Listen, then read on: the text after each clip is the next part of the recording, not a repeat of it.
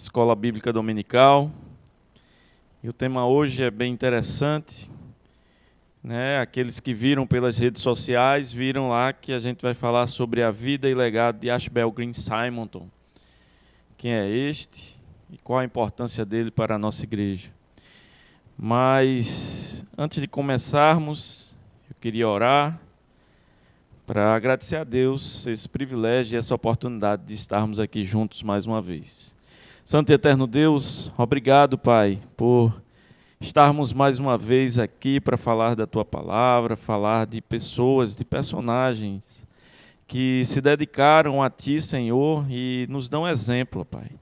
E que isso sirva para a nossa vida, para testemunho nosso, e que possamos nos espelhar nessas pessoas, mas acima de tudo, Senhor, em Jesus Cristo, que deu, que esteve aqui e se entregou por nós, e que hoje, Senhor, nós estamos aqui para cumprir e para falar da Tua palavra.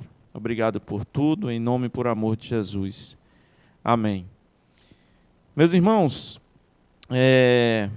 esta semana é uma semana bem interessante para a nossa igreja, né? Tem um evento que é especial e que vai acontecer na quarta-feira, dia 12 de agosto. E eu queria que vocês aí, vamos participar um pouquinho como Escola Bíblica Dominical, colocassem aí no chat, né, nos comentários, né, o que evento é esse? O que é que acontece? O que é que vai acontecer no dia 12, né, de agosto agora? O que é isso que é importante para a nossa igreja? Então eu queria que você colocasse aí para poder a gente interagir um pouquinho como Escola Dominical, para poder a gente começar, né, a nossa aula. Mas antes eu queria fazer esse desafio para você, para poder saber, né, o que é que a gente tem de importante aí, né, nesse período aí da escola da nossa igreja. Enquanto isso, a gente vai falando um pouquinho sobre a vida de Ashbel Green Simonton. Eu queria ler o texto, um texto que fica em Marcos, no capítulo 16. Vamos ler, eu vou ler do 14 em diante. E apesar do slide aí estar só o 15, né, o versículo 15, mas a gente vai ver aí, eu vou ler a partir do 14, para dar uma contextualização. E fala assim: finalmente apareceu Jesus aos 11, quando estavam à mesa, e censurou-lhes a incredulidade e dureza de coração, porque não deram crédito aos que o tinham visto já ressuscitado. E disse-lhes: ide por todo o mundo e pregai o evangelho a toda a criatura. Quem crê e for batizado será salvo, quem, porém, não crê será condenado.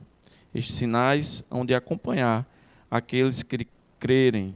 Em meu nome expelirão demônios, falarão novas línguas, pegarão em serpentes, e se alguma coisa mortífera beberem, não lhes fará mal. Se impuserem as mãos sobre enfermos, eles ficarão curados. Então aqui a palavra de Jesus é o ide. E a gente vê a vida de Simonton sendo, né, dentro desse contexto. Nós vamos falar no início aqui, essa preparação, o que é que aconteceu antes, né, até do nascimento de Simonton, e a gente vai para um contexto histórico. Eu dividi essa aula em 5 tópicos aqui, e dentro desses 5 tópicos, a gente vai tratando da aula aqui e vai conversando sobre ela. Tá bom? Primeiro seria o contexto histórico aqui, que aconteceu, e aí a gente vai falar da história, principalmente aqui no Brasil, de 1500 a 1865, esse período, que foi um período justamente onde a Igreja Católica era a igreja romana, católica romana, era a igreja oficial do Brasil, né? Era a religião da colônia, né? Era oficial no Brasil. E isso, eles, né, não permitiam até que outras religiões chegassem e colocassem, né, aqui igrejas ou professassem a fé. Então, durante esse período, aí, né, cerca de 350 anos aí, ou mais, né, mais 355 anos, né, desde o descobrimento do Brasil até esse período aqui, 1855, era a religião católica romana que prevalecia. Nós tivemos aí a primeira tentativa de uma mudança disso, ou, na verdade, uma outra profissão, né, de igreja, que foi através dos huguenotes, dos calvinistas franceses, em que o almirante Villaion, né, era quando os franceses estiveram aqui, ele era um vice-almirante, e ele escreve, né, para ter a presença dos calvinistas no Brasil. Ele, na verdade, até interage com Calvino, né, na verdade, com um intermediador, e ele manda, né, Calvino pede para alguns virem para o Brasil, e vem aí uma fragata e 3 navios, né? Dentro desses navios vieram 2 pastores, e chegam aqui ao Rio de Janeiro em 7 de março de 1557, né? Essa comitiva aí com 2 pastores calvinistas. Em 7 de março, veja, chegaram dia 7, dia 10, já fizeram o primeiro culto, e isso porque Villaion, né, aí faz essa chamada e aí tenta colocar isso. Só que no mesmo ano, já no final do ano, já aproximadamente, né, novembro, dezembro, Villaion começa a fazer parte lá com os portugueses e com os padres, e aí muda a situação dele por interesse próprio e começa a atrair. Então, essa comitiva e as pessoas que faziam parte dela e aqueles que estavam já fazendo parte dessa igreja, eles são traídos, e muitos, inclusive, né, são mortos, são mandados embora, e tem até uma situação complicada para eles. Então, aqui se encerra, né, a primeira tentativa de igreja protestante no Brasil. A segunda tentativa acontece com os holandeses, né? A gente que, né, Nordeste, conhece bem a história dos holandeses aqui, e os holandeses invadem o Nordeste do Brasil, até Bahia, aqui Pernambuco muito, ali, né, parte de Olinda, né? Quem conhece a história daqui de Pernambuco sabe bem a invasão dos holandeses e, né, o período, né, eles passaram um bom período aqui, fizeram algumas coisas aqui em Recife, aqui em Olinda, né, em Pernambuco de forma geral. E nesse período que eles estiveram aqui, né, eles tentaram implantar uma igreja também protestante. Inclusive, né, a gente tem a história de Calabar. Calabar é considerado até hoje o maior traidor do Brasil, porque Calabar ele se passou para o lado, né, dos holandeses, e aí traiu, né, aqui os militares e as defesas, né, de Pernambuco e do Brasil, consequentemente, né, a questão aqui dos portugueses. E aí o que acontece? Mas há quem, né, existem registros, inclusive registros holandeses, que falam que Calabar, na verdade, se converteu. Inclusive, ele batizou o filho dentro da igreja protestante. Então, há esse lado também, né, que fala que Calabar claro, traiu, mas por um motivo até de conversão. Então, são histórias, né, dentro de contextos, de um lado, né, falando que ele é o maior traidor do Brasil, e do outro lado que ele, na verdade, tinha se convertido e estava defendendo aí a questão, né, dos holandeses, né, e aí realmente ele passou informações, né, muito valiosas aí para os holandeses e que invadiram, né, Pernambuco. Então, consta aí na história. Mas aí a gente vai, e aí nesse período aqui, o que acontece? Também, não, né, como a gente sabe, essa segunda tentativa não permaneceu. Essa segunda tentativa aqui ficou com a saída dos holandeses também.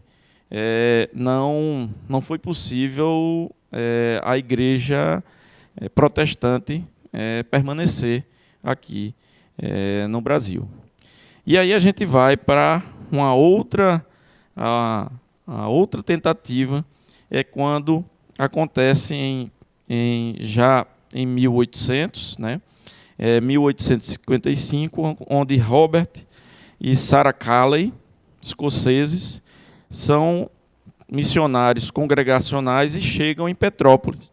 No dia 10 de maio, eles chegam. Robert é um médico, tem cerca de 50 anos.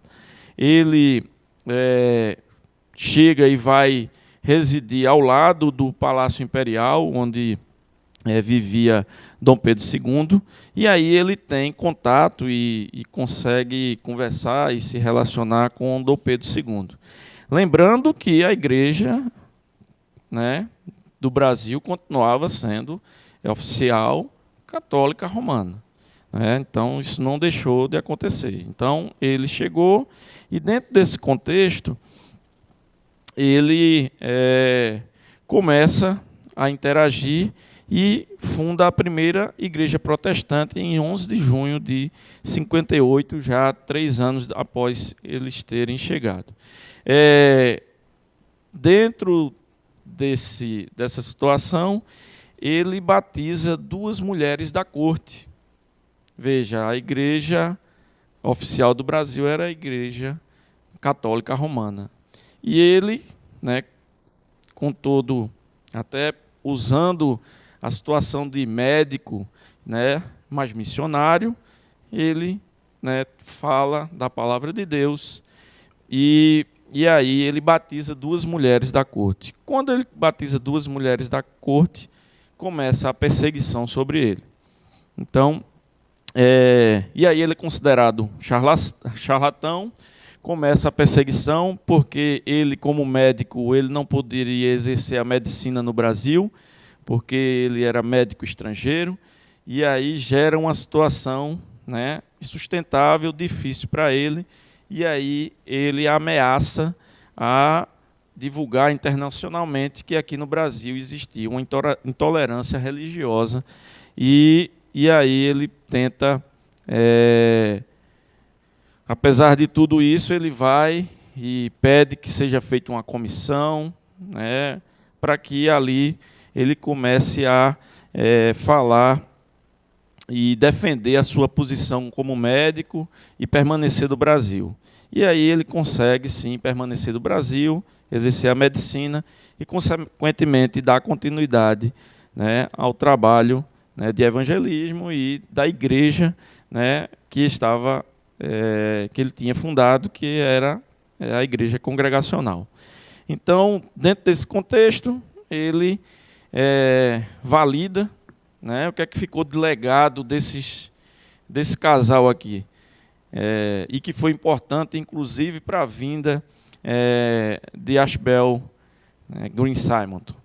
Ele valida casamento protestantes, ele confecciona, né, a esposa dele era inarista, né, então, e aí ela confecciona um inário, salmo, cânticos, né, e aí eles favorecem a chegada de Ashbel Simonton, porque aí ele tinha alguém de referência já como protestante aqui no Brasil e no Rio de Janeiro.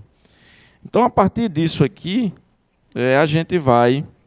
Então, esse é o contexto histórico, de uma preparação para a vinda de Simonton. E aí a gente agora vai falar especificamente de Simonton e a vida dele e o legado dele. O que acontece? A partir desse momento, a primeira fase que a gente vai falar é do nascimento, a conversão de Simonton. Em 20 de janeiro de 1833, nasce Ashbel Green Simonton. Ele tem o pai William Simonton, é um médico, político e presbítero.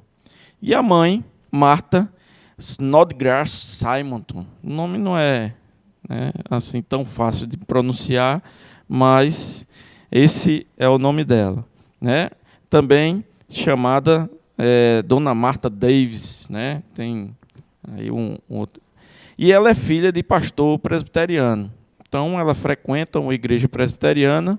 Ele foi o caçula dentre 11 filhos, 7 homens, 4 mulheres, e são descendentes de islandeses presbiterianos.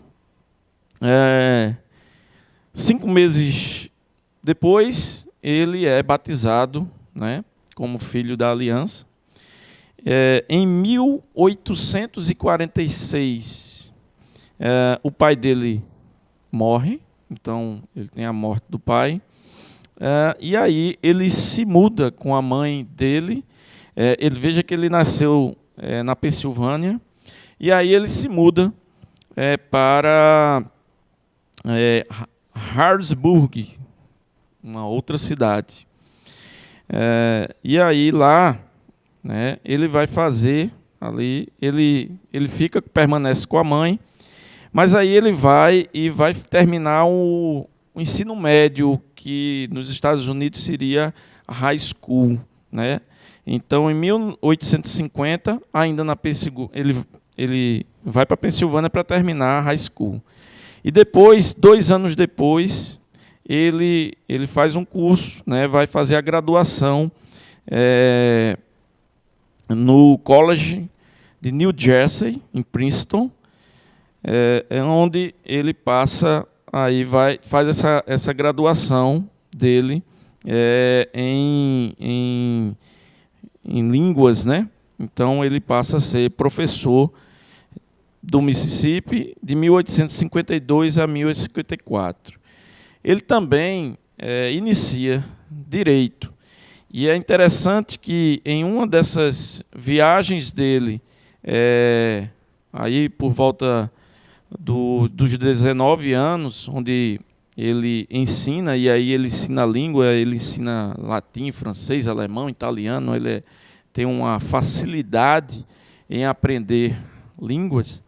E aí ele volta em 54 já para Harrisburg, na Pensilvânia, onde ele volta e faz direito. Dentro desse período, ele começa a escrever o seu diário. Esse diário é interessante, porque é muito importante. Onde ele, a partir disso, a partir dos 19 anos, ele começa a registrar tudo nesse diário.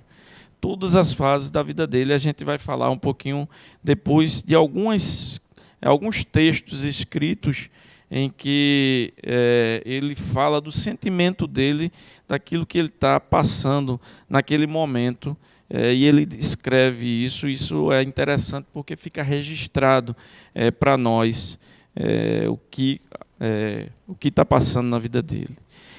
E aí tem um momento muito, muito importante na vida de Ashbel Simonton. Em 1855, em um momento em que tem, na igreja onde a mãe dele frequentava, tem uma convenção de oração, e aí ele frequenta lá, tal, e nesse momento, e aí também a igreja estava passando, a igreja de forma geral nos Estados Unidos estava tendo um movimento grande em relação ao de avivamento, e nesse momento ele se converte. E aí, em 1855, ele tem essa conversão e ele faz a profissão de fé na igreja presbiteriana Market Square.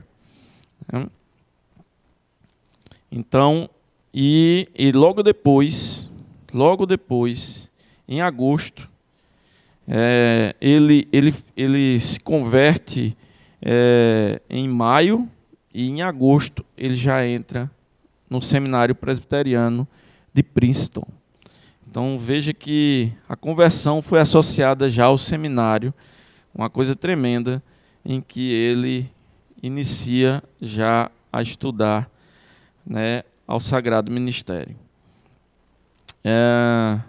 E aí, em outubro, né, isso acontece aí em agosto, em outubro, ele escutando uma pregação, né, do pastor e missionário Charles Hodge. Esse pastor depois é um teólogo, né, se torna um teólogo e vai falar sobre a teologia sistemática. Isso até hoje é estudado, os textos, né, os livros que deixou de legado esse pastor Charles Hodge. E ele é quem desperta Ashbel Simonton para essa vida missionária, para a questão missionária. Então desperta nele a questão de missões, e ele aí começa a participar de reuniões no seminário, de oração, já se preparando para essa questão missionária. E aí, em 1858, né, aliás, antes disso, ele começa a ter tratativas e conversar sobre essa questão de missões. É interessante porque, além dele se preocupar com isso, né, ou seja, eu quero ser missionário, ele vislumbra algumas situações, e é interessante que ele vislumbra países em que tem uma situação que não é semelhante ao país que ele vivia. O país que ele vivia, os Estados Unidos, né, de certa forma um país, né, já consolidado, né, ele vislumbra países em desenvolvimento de uma situação muito diferente da que ele estava situado. Então ele vislumbra a Austrália ou o Brasil. E aí ele escolhe o Brasil, né? Deus, na verdade, né, toca no coração dele, louvado seja Deus por isso, e ele escolhe o Brasil. Só que aí tem um detalhe aqui que é interessante. Ele vai falar com a mãe dele para saber o que é que a mãe dele acha. Ele vai honrar a mãe dele, os pais dele, já que o pai dele era falecido, ele vai conversar com a mãe. E a mãe autoriza ele a ele vir para o Brasil. Ou seja, não, ok. Então ele dá entrada na junta de missões. A junta de missões homologa, aí em dezembro ainda de 58, né? E em abril de 59, ele é ordenado. E logo depois que ele é ordenado, ele segue para o Brasil, já em junho, pouco tempo depois, vem no navio Banch, de nome Banch, um navio à vela, e ele passa, né, todo o navio, todas as viagens eram de outros continentes ou para outros países, como era o caso do Brasil, tinha que ser, né, de navio. E aí passava muito tempo, né? Então, o que aconteceu? Ele passou um tempo para chegar aqui, cerca de 2 meses, e ele chega ao Brasil. Um detalhe até que eu coloquei no slide aí, um rapaz de 26 anos, solteiro, sem saber a língua, e num país em que estava, no Brasil, passando por uma tremenda endemia de febre amarela.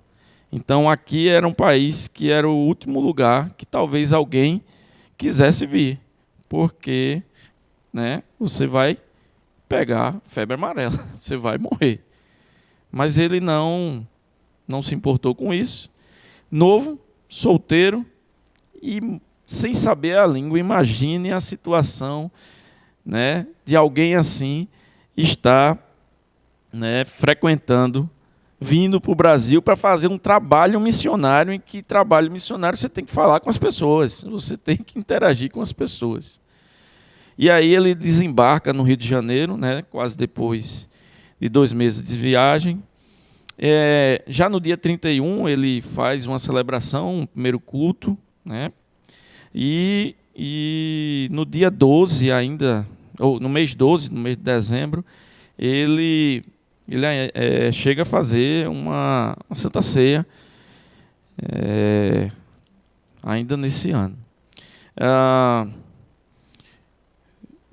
Nesse ano ainda, ele, quando chega, né, aí nos registros, ele vem e fica encantado com o Brasil, como não seria diferente. Para quem conhece o Rio de Janeiro, é encantador, né? O princípio da natureza ali, você vê que é um local esplêndido, encantador realmente, então não poderia ser diferente.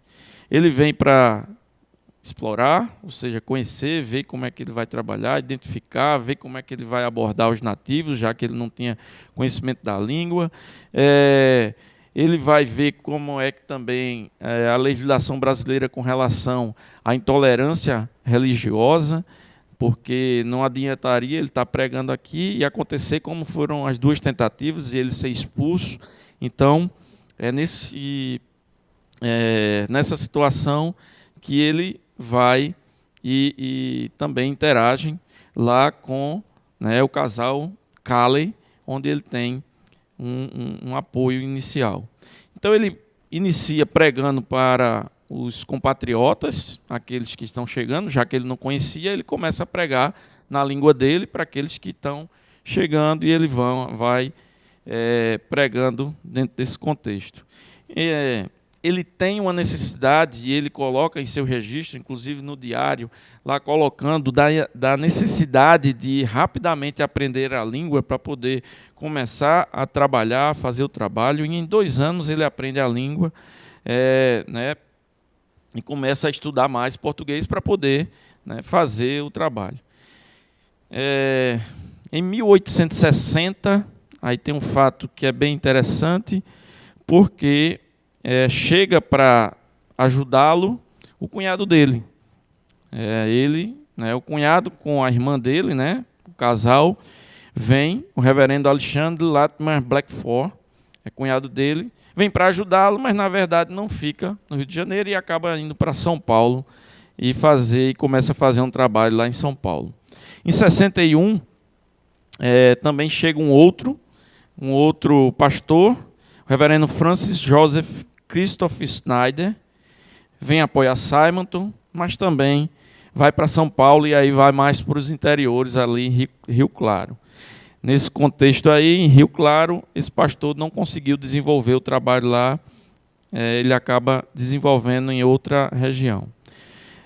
Simonton, ainda em 61, inicia uma escola dominical ainda bem tímida, vamos dizer assim, aluga uma sala, e aí tem a primeira escola dominical, bem tímida mesmo, porque tinham na sala da escola dominical 2 pessoas, né? Aquela multidão de 2 pessoas.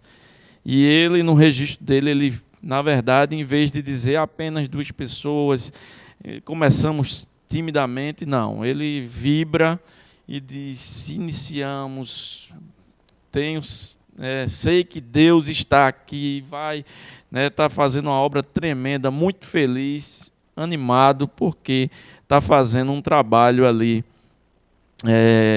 iniciando um trabalho, e ele está muito motivado, muito alegre. Em 62, ele recebe, né, já em janeiro, ele recebe aí 2 pessoas justamente para batismo e profissão de fé, e organiza a primeira igreja presbiteriana do Brasil. Então, aqui efetivamente começa a igreja presbiteriana do Brasil.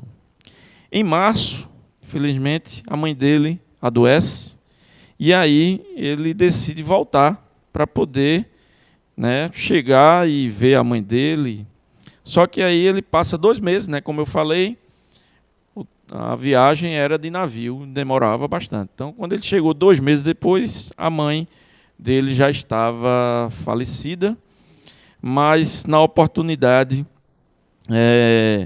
ele conhece a esposa dele, Ellen Murdoch, e, né, ele casa com ela em março, tem um casamento com Ellen, e depois disso, 19 de março de 63, ele casa com Ellen, e aí depois retorna para o Rio de Janeiro, chegando aqui meados de junho. Em setembro, ele inicia formalmente a escola dominical. Né? Já depois aí de 4 meses de casado, ele tem início à escola dominical. Em 64, veja que ele casou em 19 de março, e em 64, no dia 19 de junho de 1864, nasce a filha dele, com o nome da esposa também, Ellen.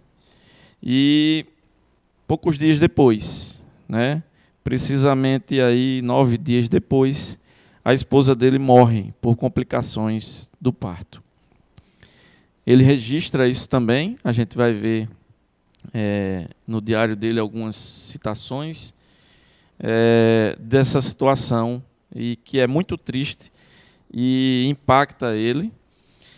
Mas ele, apesar do que aconteceu, ele batiza, aliás, ele faz o batismo em julho, da pequena Ellen, né, da filha.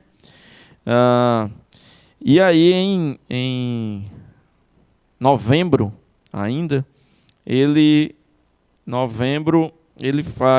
edita o primeiro jornal da imprensa evangélica.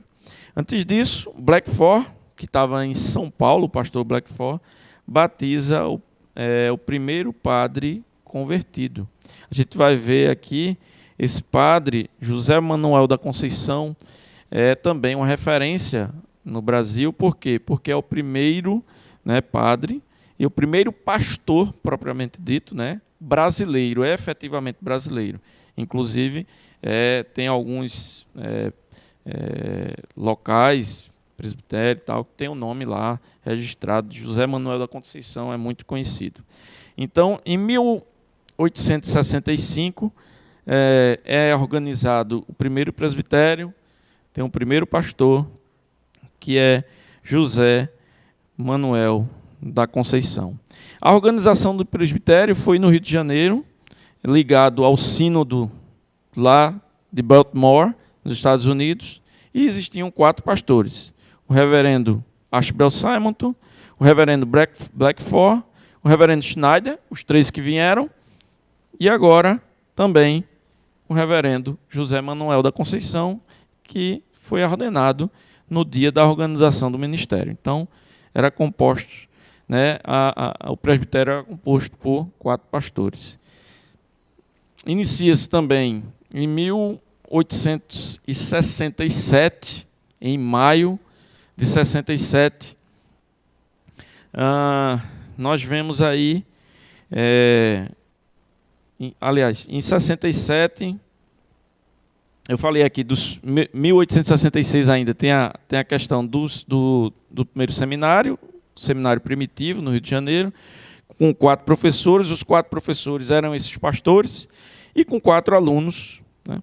Tinham 4 alunos esse seminário. E aí a igreja vai crescendo. Em 67, em novembro, ou seja, um ano depois, ele pega febre amarela, né? Porque o surto no Brasil era muito grande, e ele pega febre amarela. Ele vai para São Paulo, porque ele tenta justamente se recuperar, né, da febre, tentar alguma outra coisa lá em São Paulo. para tentar fazer tratamento. Ele vai em dezembro. Em 9 de dezembro, tem o falecimento dele. Então, 8 anos de ministério, ele morre aos 34 anos. E a igreja que ele deixa com aproximadamente 80 pessoas. Então, não é uma igreja, é uma igreja que, para o período que ele começou, é uma igreja que passa a ser uma igreja grande, né? Ele é enterrado no cemitério dos protestantes, lá no bairro da Consolação, também onde foi enterrado também o pastor ao lado, né? Depois o pastor José Manuel da Conceição morre, né? Também mais na frente, e é também enterrado nesse local, ao lado, né, do túmulo do Ashbel Simonton. O que é que ficou desse legado todo, e o que é que nós temos hoje da Igreja Presbiteriana do Brasil? Então, aqui foi o início da Igreja Presbiteriana do Brasil, né, aqueles que, né, eu perguntei no começo, né, o que evento nós temos essa semana, no dia 12, especificamente, que é tão importante para a nossa igreja. No dia 12 de agosto, se comemora o aniversário da IPB. E se comemora justamente em virtude da chegada do reverendo Simonton aqui no Brasil, quando ele chegou, dia 12 de agosto. A igreja, como vocês viram, começou com 2 pessoas, vamos dizer assim. E hoje, aí eu fui pegar justamente a estatística. Infelizmente, a estatística que eu peguei foi de 2016, 4 anos atrás, mas que já dá mais ou menos uma visão de como nossa igreja está hoje. Hoje está registrado, né? Hoje nós temos 161 anos, né? Vamos completar 161 anos. Nós temos registrado 2016, com certeza hoje tem bem mais, mas hoje está registrado que nós temos aí 649.510 membros, com certeza tem mais. Nós temos hoje 4.475 pastores, quase, né, 5.000 pastores, talvez já tenha chegado a esses 5.000 pastores. Nós temos aí 2.805 igrejas, né? Então, hoje, a nossa igreja, que há 161 anos atrás começou com 2 pessoas, hoje tem essa quantidade aí. E graças a alguém, né, que se dispôs, ouviu a palavra e teve, né, o espírito missionário. Aqui, eu coloquei alguns textos, são longos até, mas eu queria pelo menos um deles, pelo menos 2, que fala justamente da... o primeiro, quando ele... da morte da esposa, e o último registro dele, no diário.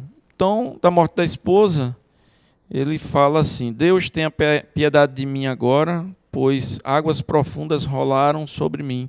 Ela está estendida no seu caixão, na salinha de entrada. Deus a levou tão de repente, que ando como quem sonha. Ele não acredita no que está acontecendo, mas tem ali a fé e a certeza de que Deus está ali junto com ele. E o último registro dele,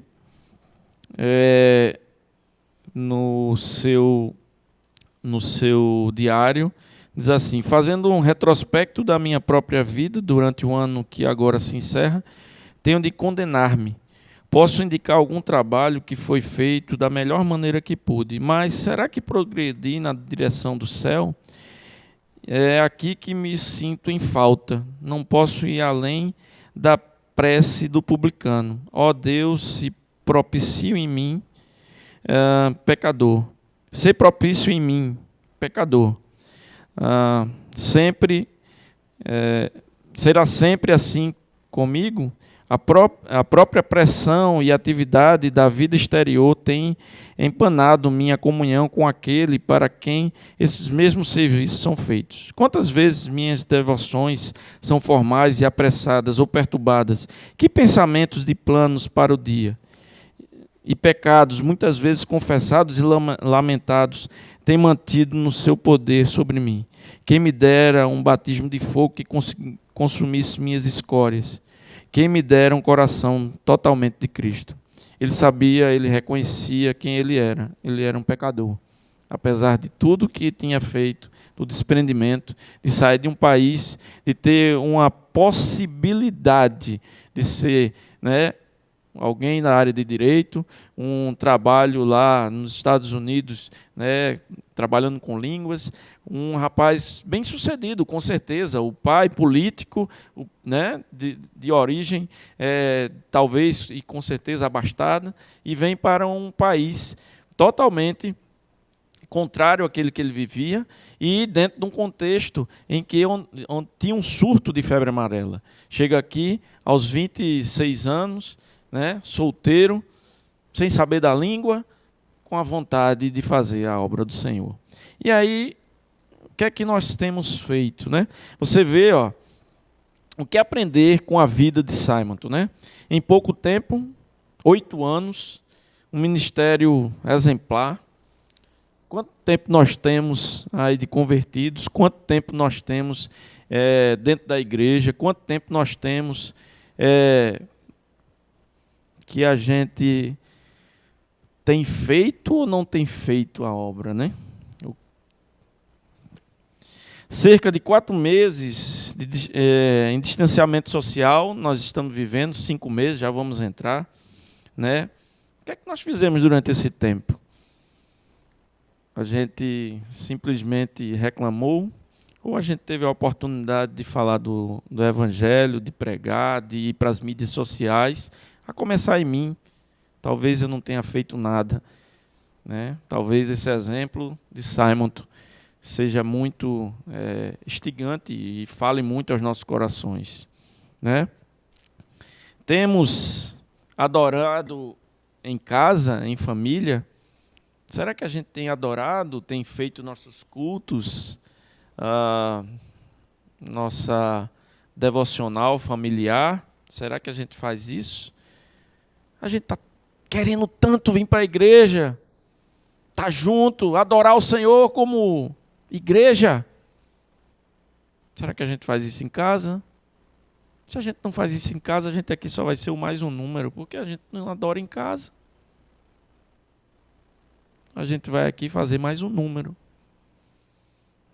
Ou é melhor estar aqui do que estar em casa, Não sei. A gente precisa refletir sobre isso, meus irmãos. E qual testemunho nós temos dado durante esse período?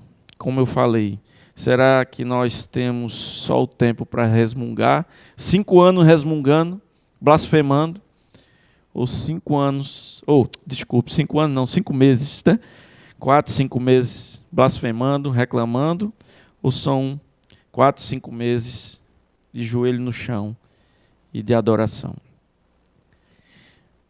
O último slide que eu queria colocar aqui, meus irmãos, é de animação, para que a gente se estimule, para que a gente tenha, no reverendo Simon, aquele em que se desprendeu de tudo e em pouco tempo veio para um lugar para fazer algo diferente, para dar um testemunho. E que o legado dele, com 2 pessoas numa sala alugada, hoje está refletindo aí em nossa igreja. O que eu queria colocar para você é que você tem um ministério.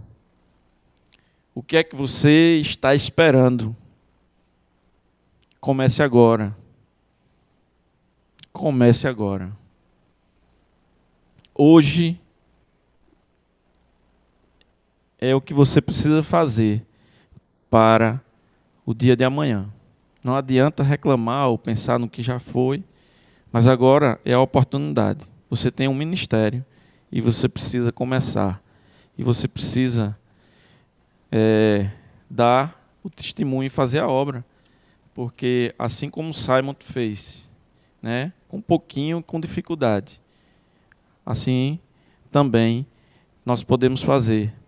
E o texto de Lucas é um texto bem que fala justamente sobre isso. Aliás, desculpe, o texto de Marcos, em que ele justamente, a palavra de Cristo é bem oportuna, porque ele diz, e disse-lhes, ide a todo mundo e pregar o evangelho a toda a criatura. Que no tempo que Cristo veio, que o seu ministério fortemente, de 3 anos apenas, né, mudou a vida de todos nós. E a gente diga, mas foi Cristo. Mas a gente vê tantos personagens aí durante todo esse tempo que deram a sua vida para que hoje estivéssemos aqui, para que pregássemos o Evangelho e que a gente adorasse ao Senhor. Que isso sirva para todos nós. Vamos orar. Santo e eterno Deus, obrigado, Senhor, por mais esse dia e porque Tu desperta em cada um de nós a vontade de estar contigo, mas mais do que isso, Senhor, desperta em cada um de nós a vontade de falar do Teu Evangelho e de ser, Senhor, diferente. Mesmo sabendo, assim como Simon Tu sabia que era pecador, com falha, e que precisava ter um coração de Cristo. Mas que, Senhor, isso é dado por Ti. Que em nós só tenhamos o desejo e a vontade, Senhor, de Te servir e de nos colocarmos nas Tuas mãos para que seja feita a Tua obra. Em nome, por amor de Jesus. Amém.